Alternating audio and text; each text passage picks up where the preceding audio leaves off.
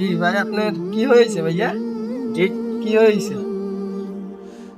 ভাইয়া এই তো সৌদি আরবে আইসি না, আমি তো প্রায় 4 মাস হয়েছে আইসি। কাম কাজ নাই ভাই, রাস্তায় রাস্তায় ঘুরতে আসছি, কিছু ভালো লাগে না। খাওয়া দাওয়া খাইছেন?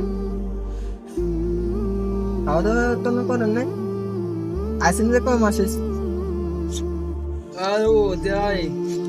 দালালের মাধ্যমে আসেন? ও দালালের মাধ্যমে আইছিলাম আর কি, ফ্যামিলি কিছু কোম্পানি দিব,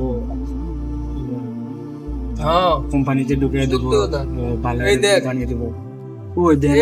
মানে দিব কই আর দেয় নাই, এই জন্য ভাই একটু পেরেশানির মধ্যে আছি। ওদের একটা ঈদ গেছে, রমজান গেছে ভাই, বিশ্বাস করে দেশেও টাকা না চলিয়ে করবেন আপনি? মোহন ভাই তো খেলা ছিল, কিছু কাম হয়েছে, মানে বেরো টাকা পয়সা নাই, বিশ্বাস করুন ভাই। এই যে আইসি যে 4 মাস হয়েছে, এখন এর মানি ব্যাগে 1 টাকাও নেই, ঠিক আছে? তো ঠিক আছে, সমস্যা নেই, আমি খাওয়া দাওয়া করে দিব, আজকে চুলো কাটা দিব, সমস্যা নেই। না ভাই লাগবে না। ভাইয়া রাখেন, লাগবে না ভাইয়া, প্লিজ রাখেন ভাই। আমরা তোকে চুল কাটাই দিব, খাওয়া দাওয়া করে দিব, ঠিক আছে?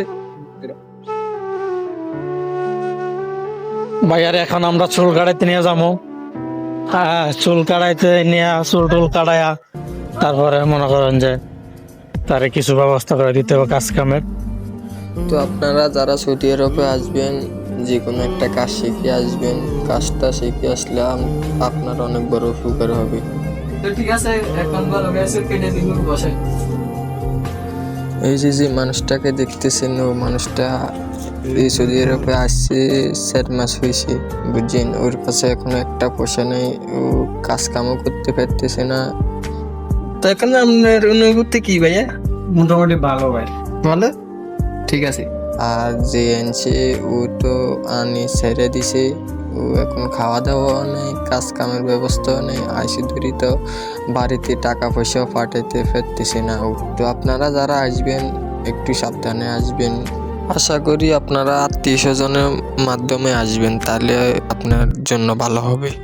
ভাই অনেক কিছু করছে,